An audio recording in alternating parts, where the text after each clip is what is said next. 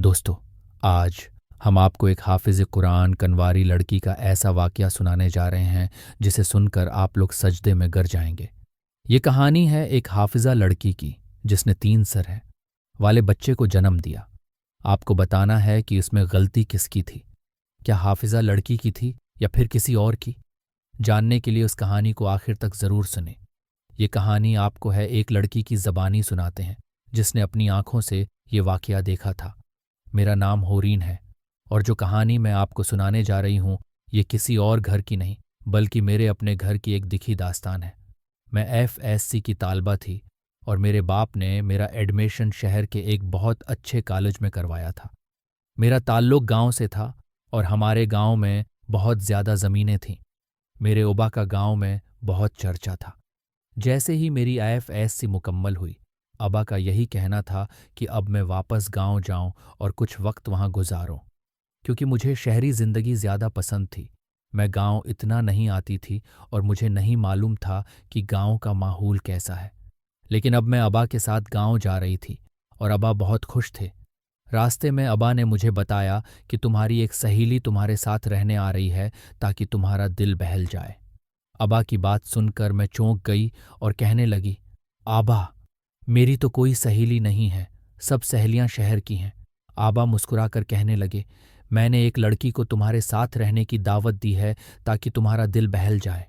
वो बहुत खूबसूरत और प्यारी बच्ची है। अबा की बात सुनकर मैं खुश हो गई कि जितना अरसा मैं गांव रहूंगी मेरा दिल लगा रहेगा। जब हम हवेली पहुंचे तो हवेली बिल्कुल सुनसान सी थी। अबा ने उस लड़की को आवाज़ दी और मुझे उनकी आवाज़ में गुस्सा महसूस हुआ, जैसे वो उसे गुस्से से बुला रहे हों। जैसे ही वो लड़की सामने आई मैं हैरान रह गई। अबा उसे मेरी सहेली बना रहे थे, लेकिन वो मुझसे बहुत छोटी थी, शायद 15 साल की होगी, जबकि मैं उस वक्त 18 साल की थी। मैंने अबा से कहा, आबा, क्या आप उस लड़की की बात कर रहे हैं? ये तो बहुत छोटी है। अबा कहने लगे, हाँ तो क्या हुआ, ये समझदार है, इसका नाम राबिया है और ये आज से तुम्हारे साथ रहेगी, तुम्हारा दिल बहलाएगी और तुम्हारे सारे काम भी करेगी। अबा की बात सुनकर मेरी हैरत की अंतः न रही। मैंने अबा से कहा, आबा, आखिर ये मेरे काम क्यों करेगी? मैं अपने काम खुद कर सकती हूँ। शहर में भी जब मैं हॉस्टल में रहती थी सारे काम खुद करती थी। अबा ने सख्ती से कहा, मैंने कह दिया तो कह दिया, राबिया तुम्हारे सारे काम करेगी और तुम किसी काम को हाथ नहीं लगाओगी। कितने उर्से बाद गांव आई हो तो क्या मैं तुम्हें काम पर लगा दूं? इसीलिए तो मैं तुम्हें अजियत से बचाने के लिए इस लड़की को यहां पर लाया हूं। अबा ये कहकर वहां से चले गए थे। इसके बाद मैं राभा के पास आई तो वो ज्यादा घबराई हुई थी। मैंने उससे पूछा, तुम कौन हो? इसी गांव की हो क्या? मेरी बात के जवाब में वो बस सिर ही हिला रही थी और मुना से कुछ बोलकर जवाब नहीं दे रही थी। ऐसा लग रहा था जैसे वो बहुत ज्यादा सहमी हुई थी। जब अचानक ही मैं अपने रूम में गई तो वो मेरे लिए चाय बनाकर ले आई। उसे ये करते देखकर तो मैंने फौरन उसे मना किया कि दरअसल अबा गांव के सारे मामलात संभालते हैं, इसी वजह से घर में भी उनका मिजाज सख्त है। लेकिन उनकी बातों का बरा नहीं मानना चाहिए। अभी मैंने इतना ही कहा था कि वो दौड़ती हुई बाहर चली गई थी। हमारी हवेली के साथ एक क्वार्टर था जहां जाने की मुझे इजाजत नहीं थी। जब एक रोज अचानक मेरी नजर पड़ी तो अबा इस क्वार्टर है से आ रहे थे। वो बहुत ज्यादा गुस्से में थे। उन्हें गुस्से में देखकर मुझे कुछ समझ न आया। तभी मैं भी जल्दी से क्वार्टर में चली गई। जैसे ही अंदर पहुंची तो राबिया बहुत ज्यादा रो रही थी और उसकी चीखों से पूरा क्वार्टर गूंज रहा था। न जाने उसे क्या हुआ था। मुझे ऐसा लगा जैसे अबा ने जरूर उस पर गुस्सा किया होगा। मैं फौरन उसके पास गई और कहा, रुबा, क्या हो गया है? तुम ठीक तो हो? क्या अबा ने तुम पर गुस्सा किया है? राबिया फौरन कहने लगी, नहीं, नहीं, ऐसी बात नहीं है। साहब जी ने मुझे कुछ नहीं कहा, वो तो बस कह रहे थे कि मैं छोटी बीबी का ख्याल नहीं रखती।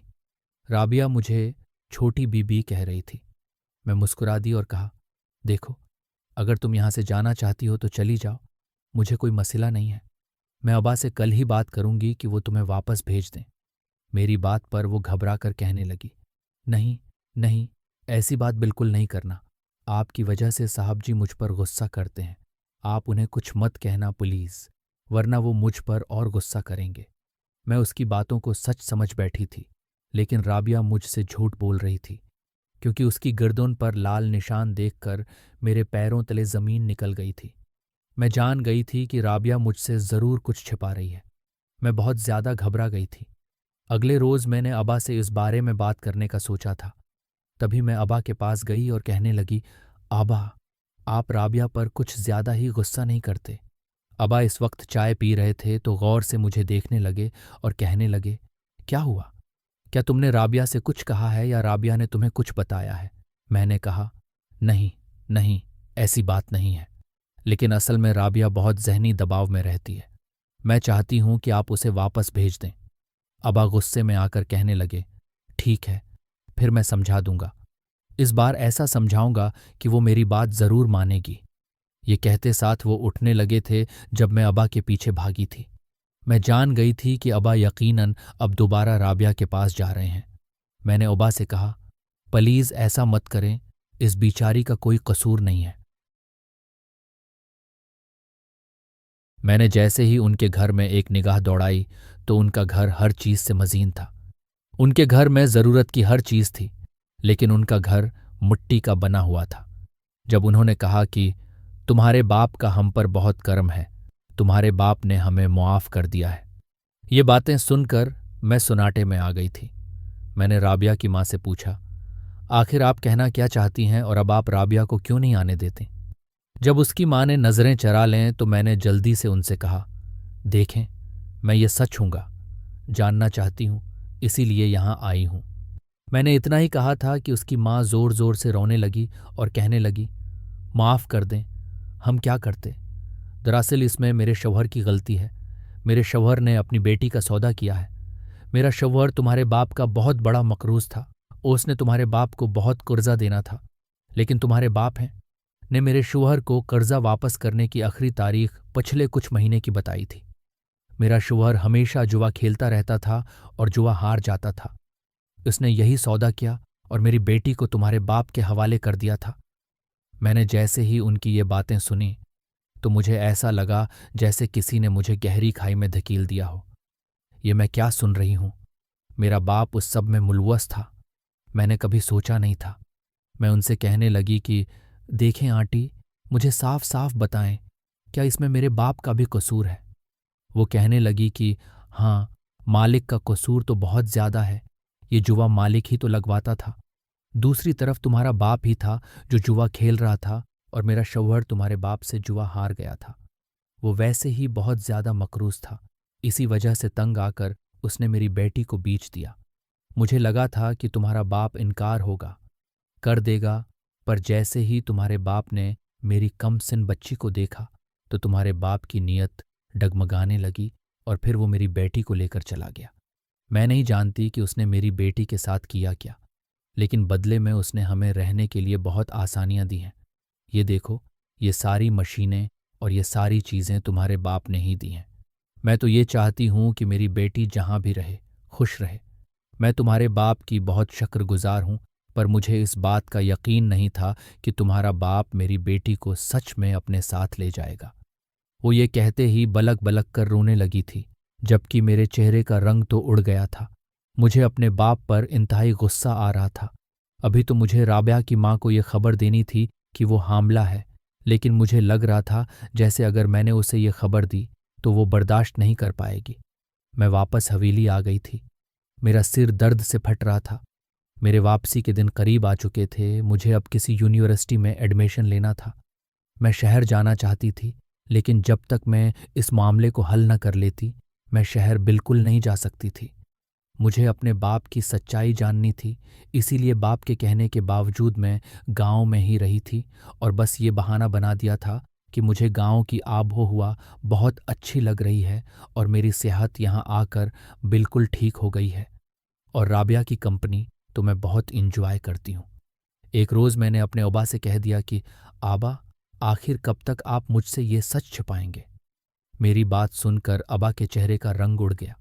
वो घबरा कर कहने लगे, कौन सा सच? कैसा सच? मैंने कहा, वो सच जो आप मुझसे छुपा रहे हैं। ये बच्चा किसका है? मैंने फौरन ही सख्ती से पूछा था। अब्बा कहने लगे, देखो, इसमें मत पड़ो तुम्हें क्यों जानना है कि ये बच्चा किसका है? अबा की बातें सुनकर मेरे पैरों तले ज़मीन निकल गई थी। उन्होंने मुझे सख्ती से कहा। मैंने अबा को जवाब दिया। हमने कहा कि हमने अबा को जवाब दिया है। अगर आपने मुझे ये न बताया तो मैं पूरे गांव में ये ढंढूरा पेट दूंगी कि शहर के इतने बड़े वडीरे ने एक कमसन कनवारी लड़की को। अभी मैंने इतना ही कहा था कि अबा ने गुस्से में आकर मुझे खामोश करवा दिया। बदतमीज लड़की, तुम्हें शर्म नहीं आती अपने बाप से ऐसे बात करती हो? खबरदार, अगर आज के बाद तुमने मुझसे ऐसी बात की। मैं तो तुम्हें वैसे भी शहर वापस भेजना चाहता था, लेकिन मेरी गलती थी जो मैं तुम्हें गांव ले आया। मैंने गुस्से में कहा। अच्छा, तो अब आप ये चाहते हैं कि जब मुझे आपकी सच्चाई पता चल रही है तो मैं शहर चली जाऊं ताकि मुझे सारा सच न पता चल सके। लेकिन याद रखें, मैं सारा सच जाने बगैर वापस नहीं जाऊंगी और ये भी पता लगाकर ही रहूंगी कि राबिया के पेट में बच्चा किसका है। ये कहकर मैं जल्दी से अपने कमरे में चली गई थी। मुझे बहुत ज्यादा गुस्सा आ रहा था। अब तक मुझे अपनी खाला की सारी बातें सच लग रही थीं। मेरा दिल कर रहा था कि मैं सारी सच्चाई खाला को बता दूं।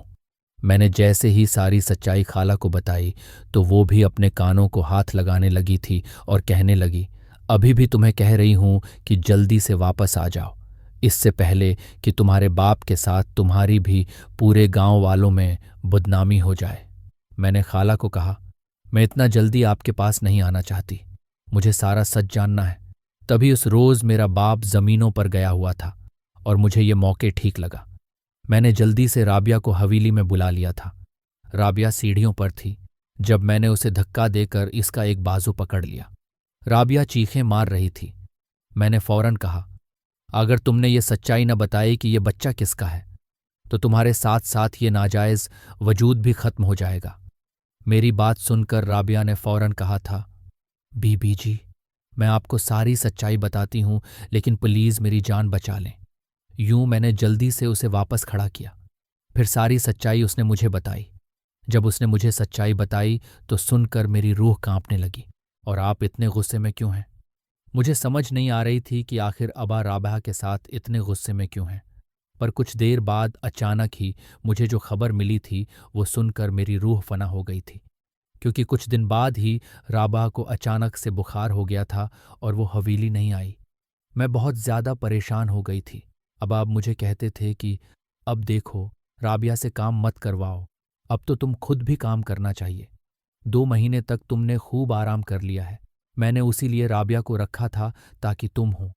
2 महीने आराम कर लो और उसके बाद काम खुद करो। जैसे ही मैंने अबा की बात सुनी तो हैरत ज़िदा हो गई थी, क्योंकि पहले तो अबा मुझे पाँव भी जमीन पर टिकने नहीं देते थे और अब ऐसी बातें कर रहे थे। मुझे शक हुआ था। राबिया कभी भी हवेली नहीं आती थी, वो क्वार्टर में रहती थी। जब एक रोज अबा से छिपकर मैं क्वार्टर चली गई तो राबुआ बहुत ज्यादा बीमार लग रही थी। वो बस बस्तर पर लेटी हुई थी। जैसे ही मैंने उसे देखा तो वो मुझे काफी अजीब हालत में मिली थी। इसका जिस्म थोड़ा फूला हुआ था, न जाने उसे क्या हो गया था। मुझे लगा जैसे उसे कोई बीमारी हो गई हो। मैंने जल्दी से उसका बुखार चेक किया और राबिया से पूछा, राबा, आखिर तुम्हें क्या हो गया था? हो गया है, तुम इतने दिनों से हवेली नहीं आई। मैंने तुम्हें बहुत याद किया, इसीलिए अब तुम्हारे पास चली आई हूं। राबिया कहने लगी, बीबी जी, बस थोड़ी बीमार हो गई हूं। उसकी बातें सुनकर मैं सहम गई थी। मैंने जल्दी से कहा, चलो फिर, मैं तुम्हें डॉक्टर के पास लेकर जाती हूं। तब राबा कहने लगी, नहीं नहीं, साहब जी मुझे लेकर गए थे। ये सुनकर मैं हैरान हो गई, क्योंकि अबा ने मुझे कुछ नहीं बताया। मैंने इससे पूछा, फिर डॉक्टर ने क्या कहा? राबिया बोली, टेस्ट करवाने का कहा था। अब पिता नहीं क्या रिपोर्ट्स आई हैं, पर साहब जी कह रहे हैं कि मुझे रेस्ट की बहुत ज्यादा जरूरत है। वो खाली खाली नजरों से मुझे देख रही थी, लेकिन जैसे ही उसकी नजर घड़ी पर गई, वो कहने लगी, चलें अब आप चली जाएं, मुझे आराम करना है। मैंने टाइम देखा तो रात के 12 बज रहे थे। तभी उससे बोली, मैं थोड़ी देर और तुम्हारे साथ बैठना चाहती हूँ और तुमसे बात करना चाहती हूँ। तब राबिया बोली, नहीं नहीं बीबी जी, मुझे बहुत नींद आ रही है, प्लीज आप चली जाएं। फिर मुझे लगा कि मेरा वहां रखने का कोई जवाज नहीं था, इसी वजह से मैं वहां से वापस आ गई थी। लेकिन अब मैं गहरी सोच में पड़ गई थी कि आखिर राबिया के साथ क्या हो रहा है। कुछ दिनों बाद मैंने फिर से सोचा कि क्यों न राबिया का हाल पूछने के लिए इसके क्वार्टर चली जाऊं। जैसे ही अंदर गई तो शायद वो वॉशरूम में थी। मैं वापस जाने ही लगी थी जब मेरी नज़र एक रिपोर्ट पर गई। न जाने क्यों, न चाहते हुए भी मैंने वो रिपोर्ट उठा ली और पढ़ना शुरू कर दी। रिपोर्ट पढ़कर तो जैसे मेरे ऊपर कोई आसमान गिर गया था। राबिया हामला थी। ये खबर सुनकर तो मेरे होश उड़ गए थे।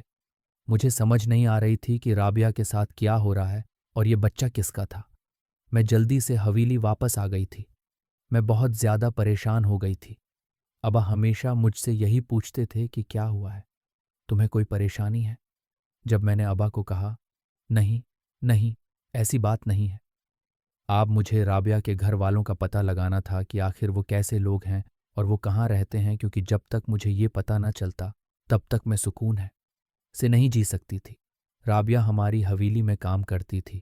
वो तो कहीं और बाहर जाती भी नहीं थी। फिर वो हामला कैसे हो सकती थी। मुझे उस राज से पर्दा है हटाना ही था। कभी कभार तो सारा शक अपने बाप पर जा रहा था, लेकिन फिर खुद को कोसने लगती थी कि होरैन, तुम अपने बाप पर ही शक कर रही हो। मेरी माँ का इंतकाल तब हुआ था जब मैं 4 साल की थी। मैंने अपने माँ बाप को एक साथ बिल्कुल नहीं देखा था, लेकिन जब भी अपनी खाला के पास कराची जाती थी तो खाला हमेशा मेरे अबा को बड़ा भला कहती थी और ये भी कहती थी कि बस कराची रह लो, अपने बाप को छोड़ दो। पर मैं अपने बाप को कभी भी नहीं छोड़ सकती थी। मेरे बाप काफ़ी ज़्यादा ज़मीनों और जायदाद के मालिक थे। उनका कोई बेटा नहीं था। उनकी जायदाद उनके बाद मुझे ही मिलनी थी, इसीलिए मैं उन्हें छोड़ नहीं सकती थी। मेरी खाला हमेशा मेरे अबा को बड़ा भला कहती थी, बल्कि यहाँ तक कह देती थी कि तुम्हारी माँ के कातिल वही हैं। उनकी बातें सुनकर मैं हमेशा उन्हें डांटूंगा देती कि नहीं नहीं, ऐसी बात नहीं होगी।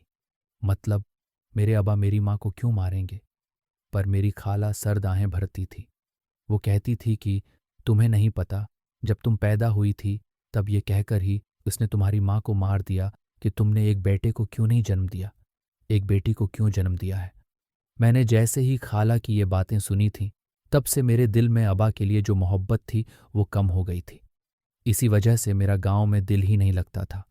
मैं यही सोच रही थी कि अबा का किरदार मशकूक है। मुझे पहले से ही ऐसा लगता था। अबा का उठना बैठना उनके वडीरों साथियों के साथ था, जिनके साथ साथ उन्होंने ज़मीन खरीदी हुई थी। वो काफ़ी अय्याश लोग थे। ये सब सोचते ही मेरी सूझ राबिया की हालत पर चली गई थी, जो हामला थी। मुझे काफ़ी परेशानी लाहिक थी। तभी मैंने राबिया के घर वालों का पता लगवा लिया था और उस रोज़ मैं जल्दी से राबिया के घर चली गई थी। उसके माँ बाप को देखकर मैं परेशान हो गई थी, क्योंकि वो दोनों फ़ौरन ही मुझे बैठाकर मुझसे चाय पानी पूछने लगे थे। वो मेरी इतनी इज्जत कर रहे थे, और तो और कभी मेरे लिए फल ला रहे थे तो कभी कोई और मशरूब। न जाने वो मेरी इतनी खिदमत क्यों कर रहे थे। वो सच्चाई ये थी कि मेरे बाप ने जैसे ही राबा को उसके घर से लिया तो फ़ौरन इससे निकाह कर लिया था। फिर यूं मेरा बाप रोज रात को राभा के पास जाया करता था और उसके साथ जुल्म करता था। इसी वजह से वो उसे तकलीफ देता था, क्योंकि उसके बाप ने मेरे अबा का कर्ज देना था।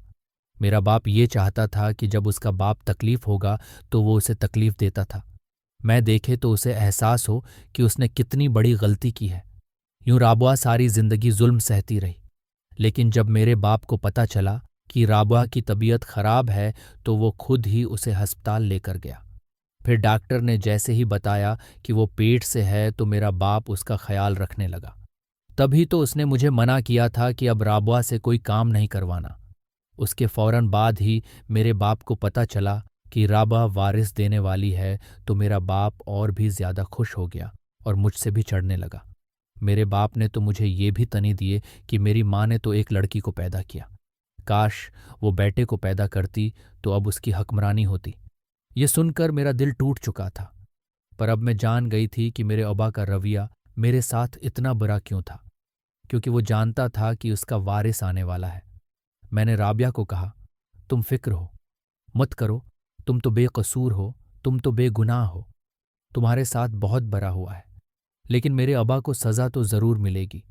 मैं तो अल्लाह से रोज़ यही दुआ करूंगी कि मेरे अबा जैसे जालिम और दरंदा सिफत इंसान को ऐसी सज़ा मिले कि वो सारी ज़िंदगी पछताएं। मैंने दिल से ये कहा और राबा को वापस भेज दिया। अब मैं अपने उबा के पास भी नहीं भटकती थी। मुझे उनसे वहशत होती थी। दिल कर रहा था कि मैं जल्दी से बस कराची चली जाऊं, लेकिन मेरा उबा राबिया पर बहुत ज्यादा तशद्दुद करता था। राबिया का आखिरी महीना चल रहा था, लेकिन उबा को फिर भी उस पर तरस नहीं आता था। एक खुशी अल्लाह ने इस इंसान को दी थी कि उसका वारिस आने वाला है, लेकिन वो इस खुशी को भलाए राबिया के बाप से बदला लेने की खातिर राबिया को तकलीफ देते रहते थे। आखिरकार मैंने राबिया के माँ बाप को भी ये सच्चाई बता दी कि राबिया उम्मीद से है। उन्हें निकाह का नहीं पता था। मैंने उस निकाह का भी बता दिया। मेरे बाप ने राबिया को सख्ती से मना किया था कि खबरदार, तुमने ये सच्चाई किसी को बताई, क्योंकि मेरा बाप ये नहीं चाहता था, क्योंकि पूरे गांव में ये खबर फैल जाएगी कि मेरे बाप ने एक नाबालिग लड़की से निकाह कर लिया है, जो कि उनकी बेटी से भी कम उम्र है। इसी वजह से हम शर्मिंदगी से बचने के लिए उन्होंने राबिया को धमकी दी थी कि अगर तुमने ये सच किसी को बताया तो मैं तुम्हें मार दूंगा। इसी वजह से राबिया अपना मुन्ना नहीं खोलती थी। जब एक रोज़ मेरा बाप ज़मीनों पर गया था, तब अचानक से मुझे राबिया की चीखों की आवाज़ सुनाई दी। मैं जल्दी से उसके पास गई थी। राबिया का वक्त आ गया था। इसी वजह से मैंने जल्दी से एक दाई को बुलाया था। जैसे ही राबिया की डिलीवरी हुई तो उसी वक्त ही मेरा बाप भी आ गया था। वो बहुत ज़्यादा खुश था। इतना खुश था कि उसने मुझे धुका दिया और कहने लगा, तुम पीछे हटो, मुझे देखने दो, मैं अपने वारिस को अपनी गोद में लेना चाहता हूँ। मुझे धक्का देने की वजह से मेरा सर दीवार पर जा लगा था। मुझे बहुत बुरी तरह चोट आई थी। मेरे बाप ने दाई से पूछा कि उस बच्चे को क्यों नहीं लाई, क्योंकि दाई अब बाहर निकल आई थी। लेकिन दाई के चेहरे पर एक अजीब सी वहशत थी। वो बहुत ज़्यादा डरी हुई थी। जब कहने लगी, मैं नहीं ला सकती, तुम खुद ही अंदर जाकर देख लो। मेरा बाप जैसे ही अंदर गया तो फिर एक चीख सी उसके मुंह से निकली थी। मैं बहुत ज़्यादा घबरा गई थी कि आखिर ऐसा क्या हुआ है। पर दोस्तों, मुझ में इतनी हिम्मत नहीं थी कि मैं अंदर चली जाती, क्योंकि मेरा सर बेहद चुकरा रहा था। मुझे बेहद ज़्यादा चोट लगी थी। तभी इसी वक्त राबिया की माँ भी आ गई थी। उसने मुझे जख्मी देखा तो मेरी मरहम पट्टी करने लगी थी। मुझे अपने कमरे में ले गई थी। इसी वजह से मैंने उस बच्चे का चेहरा नहीं देखा था, लेकिन मुझे अपने बाप की चीखें अब भी सुनाई दे रही थीं। कुछ देर बाद जैसे ही मैं बाहर निकली तो हर तरफ सोग का आलम था। मैंने जल्दी से राबिया से पूछा कि राबा, ये सब क्या है? मुझे भी तो दिखाओ, मैं भी बच्चे को देखना चाहती हूँ। जब राबिया कहने लगी, बीबी जी, मैंने बच्चा तो पैदा किया है, लेकिन बच्चे की शक्ल ऐसी है कि कोई भी देखेगा तो कानों को हाथ लगाएगा, इस्तग़फ़िरुल्लाह कहेगा, क्योंकि वो है बच्चा 3 सर वाला बच्चा है। जब राबिया ने ये बात बताई तो मेरी रूह फना हो गई थी। अब मैं जान गई थी कि मेरा बाप क्यों बस्तर पर पड़ा है। मेरे बाप ने जैसे ही ये खबर सुनी और अपने औलाद को देखा तो वो बस्तर पर जा लगा था। हर तरफ ये खबर फैल गई थी कि ये बच्चा मेरे बाप का है। हर कोई यही कह रहा था कि न जाने उस बाप ने ऐसा है, कौन सा जुर्म किया है जो उसे इतनी बड़ी सज़ा मिली है। पर अब मैं वो जुर्म जान गई थी, क्योंकि मेरे बाप ने ही मेरी माँ को मारा था, और इस वजह से मारा था क्योंकि मेरी माँ है ने मुझे पैदा किया था और मैं बेटी थी। अगर मेरी माँ बेटे को पैदा करती जो मेरे बाप की जायदाद का वारिस बनता, तो मेरा बाप उसे सर ऊँखों पर बैठा के रखता। लेकिन नहीं, मेरी माँ ने मुझे पैदा करके बहुत बड़ा गुनाह किया था, जिसकी सज़ा मेरे बाप ने उसे मार कर दी थी। और अब आज मेरे बाप के साथ भी वही हुआ था। इसको अल्लाह ने ऐसी औलाद दी थी जो कि एक अबरत बन गई थी। हर कोई उसे सबक हासिल कर रहा था। वो बच्चा कुछ दिन बाद अल्लाह को प्यारा हो गया। राबिया अपने माँ बाप के साथ वापस चली गई थी, जबकि मेरा बाप बस्तर पर पड़े पड़े दम तोड़ गया था। मेरे बाप की जायदादें तो मुझे मिल गई थीं, लेकिन मैं वो गांव छोड़कर हमेशा हमेशा के लिए अपने खाला के यहाँ कराची चली गई थी।